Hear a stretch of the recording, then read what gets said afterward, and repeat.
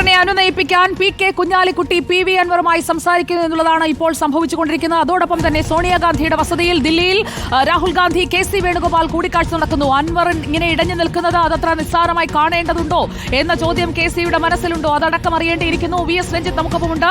VS. Ranjith, നിർണായകമായ കൂടിക്കാഴ്ചകളാണ്. അൻവറിനെ പിണക്കിക്കൊണ്ട് മുന്നോട്ട് പോയാൽ തിരിച്ചടി ഉണ്ടാകും എന്നത് മനസ്സിലാക്കുന്നുണ്ടോ കോൺഗ്രസ് ഇപ്പോഴെങ്കിലും?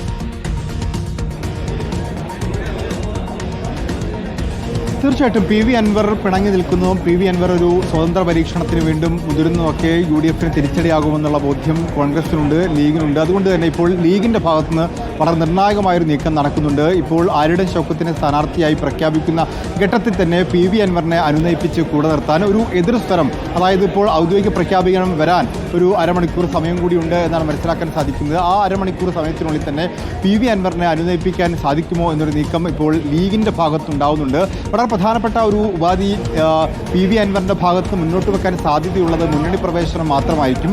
അതിൽ ലീഗിൻ്റെ ഭാഗത്തിന് ഉറപ്പ് കൊടുത്താൽ, ലീഗ് മുന്നണി പ്രവേശനത്തിന് ഏതെങ്കിലും തരത്തിൽ ഉറപ്പ് കൊടുത്താൽ പി വി അൻവർ ഒരു അനുനയത്തിലേക്ക്, ഒരു സമവായത്തിലേക്ക് എത്താനുള്ള സാധ്യതയുണ്ട് എന്ന് കണക്കാക്കുന്നു.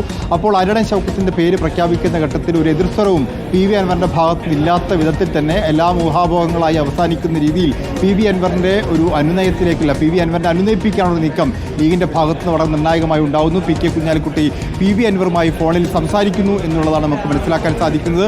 പി വി അൻവർ ഈ ഘട്ടത്തിൽ മുന്നോട്ട് വെക്കാൻ സാധ്യതയുള്ള, പി വി അൻവറിൻ്റെ ഉപാധിയായി മുന്നോട്ട് വെക്കാൻ സാധ്യതയുള്ളത് അദ്ദേഹത്തിൻ്റെ മുന്നണി പ്രവേശനം മാത്രമായിരിക്കും. കാരണം അദ്ദേഹത്തിൻ്റെ രാഷ്ട്രീയ ഭാവി അദ്ദേഹത്തിന് ഉറപ്പിക്കേണ്ടതുണ്ട്. നിലമ്പൂരിൽ യു ഡി എഫ് ജയിച്ചു കയറുന്നതോടൊപ്പം അദ്ദേഹത്തിൻ്റെതായിട്ട് അർഹമായിട്ടുള്ള, കാരണം ഇവിടെ ഒരു ഉപതെരഞ്ഞെടുപ്പ് ഉണ്ടാവാൻ കാരണമായിട്ടുള്ളതുമൊക്കെ സ്വാഭാവികമായിട്ടും പി വി അൻവറാണ്. അപ്പോൾ ആ പി വി അൻവറിൻ്റെ ഫാക്ടർ ഇവിടെ വർക്കൗട്ട് ആവുമ്പോൾ പി വി അൻവറിനും രാഷ്ട്രീയമായിട്ടുള്ള ഗുണവും മെച്ചവും ഉണ്ടാവേണ്ടതുണ്ട്. അതിനനുകൂലമായിട്ടുള്ള ഒരു സാഹചര്യം സൃഷ്ടിച്ചെടുക്കാനുള്ള ഒരു സമ്മർദ്ദ സാഹചര്യമായിട്ട് തന്നെ പി വി അൻവർ ഇതിനെ കണക്കാക്കുകയാണെങ്കിൽ മുന്നണി പ്രവേശനമായിരിക്കും പി വി അൻവർ മുന്നോട്ട് വെക്കുന്ന പ്രധാനപ്പെട്ട ഉപാധി. ലീഗിൻ്റെ ഭാഗത്തുനിന്ന് അതിലൊരു ഉറപ്പ് കിട്ടുകയാണെങ്കിൽ പി വി അൻവർ ഇപ്പോൾ നടത്തുന്ന ഈ നീക്കം, അതായത് സ്വതന്ത്ര സ്ഥാനാർത്ഥിയായി മത്സരിക്കാനുള്ള നീക്കത്തിൽ നിന്ന് പിന്മാറിയേക്കും എന്നൊരു കാര്യമാണ് നമുക്ക് ലീഗ് കേന്ദ്രങ്ങളിൽ നിന്ന് ലഭ്യമാവുന്നത്.